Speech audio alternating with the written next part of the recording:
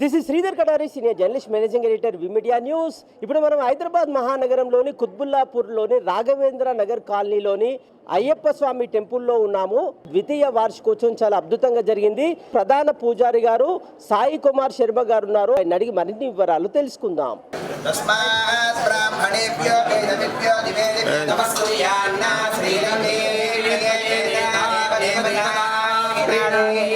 पर्याप्यायनन्तरायाय सर्वस्वमोदिरात्मवत्तमहर्भवति सर्वस्याप्यै सर्वस्वजित्यै दैनाप्नोति सर्वं जयते यतञ्जीव जगदावद्धानैक्यविनिगमा भवति शतमिति ग्रन्थे आयरमनदनावर्तयन्ति शतमेनमेव जनात्मानं भवति शतमनन्दं भवति शतमैश्वर्यं भवति शतमिति शतं दीर्घमायुः राजद्वारे राजमुखे सर्वत्र दिग्विजयता फलसिद्धिरस्तु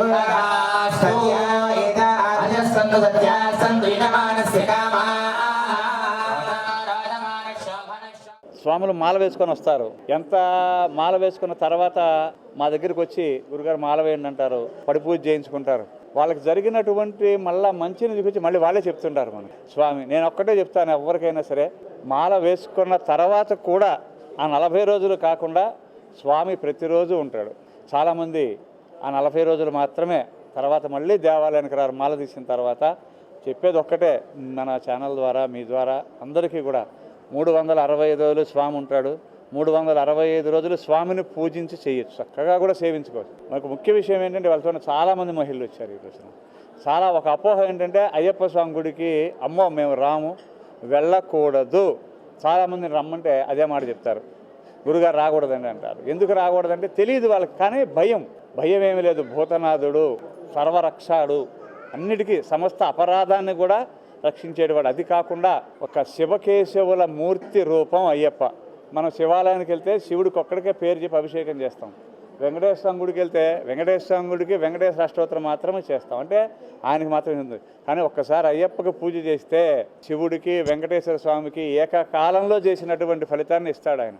ఇటుపక్క శివుడు అభిషేక రూపుడైతే స్వామి అటుపక్క అలంకార ప్రియుడు. ఉదయమల్లా కూడా అభిషేకం చేసాం, మళ్ళీ అమ్మంటే చూడు స్వామి అలంకార ప్రియులు, చక్కగా ఆ రూపం అద్భుతం. కొన్ని వందల మంది ఈ రోజున చూసి వాళ్ళ కళ్ళమ్మట నీళ్లు మాట రాక స్వామిని చూస్తాం. అదే మహత్యమైన.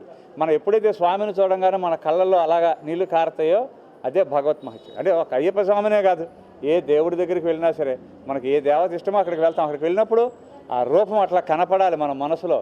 కనపడితేనే మనం మనస్ఫూర్తిగా స్వామి దగ్గరికి